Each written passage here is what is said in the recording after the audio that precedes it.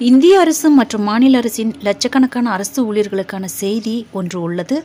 அவர்களின் சம்பளத்தில் பெரிய ஏற்றம் ஏற்படுவதற்கான வாய்ப்பு தற்போதைக்கு முடிந்துவிட்டது.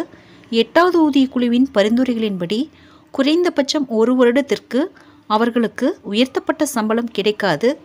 ஏனெனில் நாடாளுமன்றத்தில் சமர்ப்பிக்கப்பட்ட 2025-26 நிதியாண்டுக்கான பட்ஜெட்டில் 8வது ஊதிய குழுவின் அடிப்படையில் சம்பள உயர்வுக்கு இந்திய அரசு எந்த பணத்தையும் ஒதுக்கவில்லை.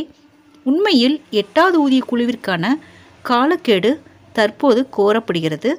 இந்த வழியில் ஊதிய குழுவின் அறிக்கை வர குறைந்தபட்சம் ஒரு வருடமாகும். அதன் பிறகுதான் எந்த ஊழியர்களின் சம்பளம் எவ்வளவு அதிகரிக்கும் என்பது முடிவு செய்யப்படும்.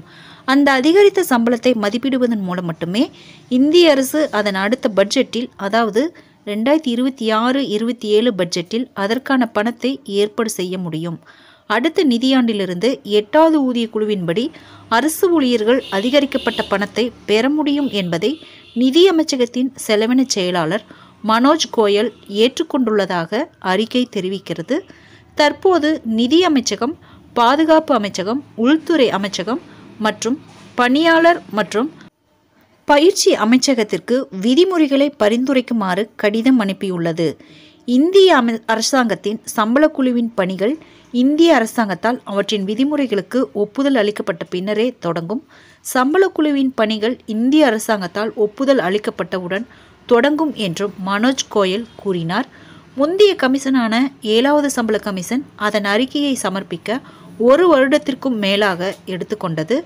8வது சம்பள கமிஷன் மார்ச் 2025க்குள் அமைக்கப்பட்டாலும் அதன் அறிக்கை குறைந்தபட்சம் மார்ச் 2026க்கு முன்பு வராது.